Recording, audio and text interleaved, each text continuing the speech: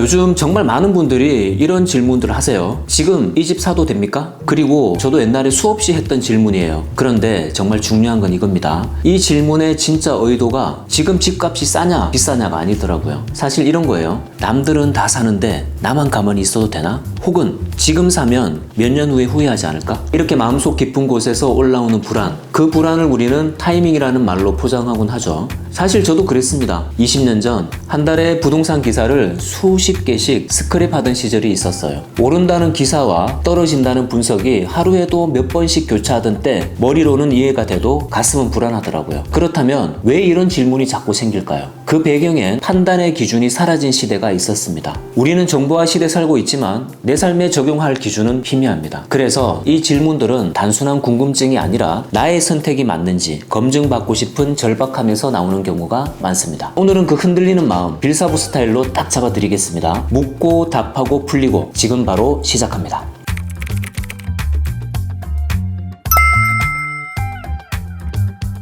일단 지금의 시장 분위기 제대로 정리해 봅시다. 2025년 5월 현재 분위기가 진짜 복잡하다 못해 어수선하기까지 합니다. 정부, 언론 할 것 없이 혼란스럽고 연일 부동산 정상화를 외치지만 현장 분위기는 뚜렷한 거래 회복세 없이 정체된 상태죠. 작년 4월 총선 이후에 정부는 재건축 활성화, 공급 규제 완화, 청년 특공 확대 같은 정책들을 연달아 내놓습니다. 부동산 시장의 체질을 바꾸겠다는 선언이 이어졌지만 아직 현장에선 피부에 와닿는 변화가 없습니다. 말은 무성했지만 실제 효과는 아직입니다. 정책과 시장 체감 사이에 괴리가 있는 거죠. 결국엔 분위기만 지켜봤을 땐 기대감은 있지만 실수요는 아직까지 눈치만 보고 있는 상황이다 라고 정의할 수 있겠습니다. 현재 금리는 지난 2월에 이어서 2.75% 동결된 상태입니다. 하지만 시장의 공기는 다르죠. 이미 정점은 지났다라는 분위기입니다. 금리에 민감한 사람들은 벌써 움직이기 시작했어요. 미국 연준의 금리 인하 시그널, 한국은행도 하반기 인하 가능성을 언급하며 시장은 미리 움직이기 시작합니다. 저는 이런 흐름 볼 때 언제나 제일 먼저 움직이는 건 가장 두려움을 느끼는 이들이다 라는 생각이 듭니다. 불확실한 시기에 움직이는 사람들은 어쩌면 용기 있는 사람들이 아니라 가장 빨리 감지한 사람들이죠. 그래서 금융시장 분위기를 한마디로 요약하면 예열 중이다. 그럼에도 불구하고 타이밍 잡으려는 사람들 조용히 발을 담그기 시작했어요. 본질은 사람과 돈의 흐름을 읽는 자라는 생각이 듭니다.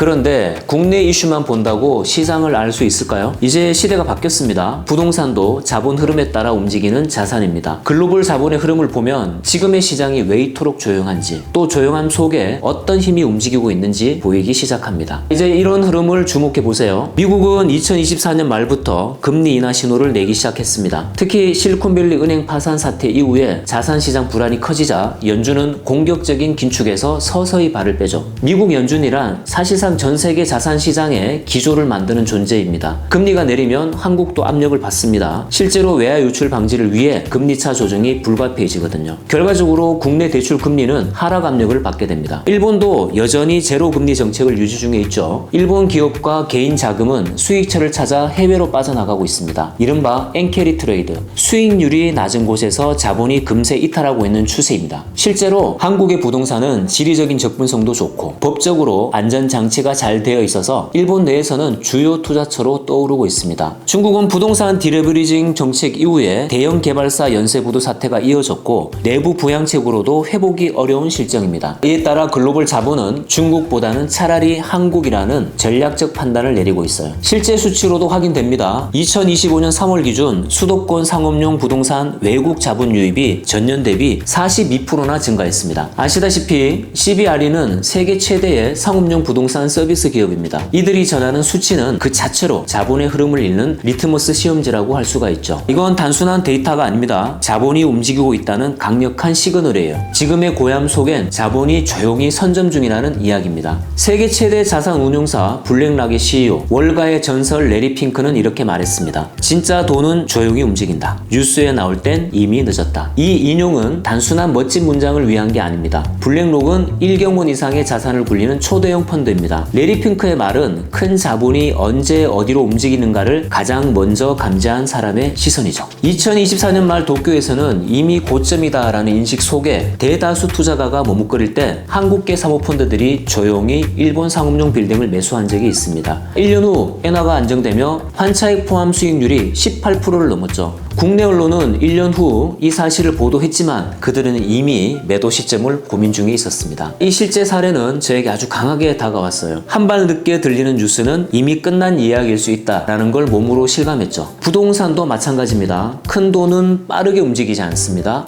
조용히 깊게 그리고 누구보다 먼저 움직입니다. 지금의 조용함 속엔 이미 전쟁이 시작되었습니다.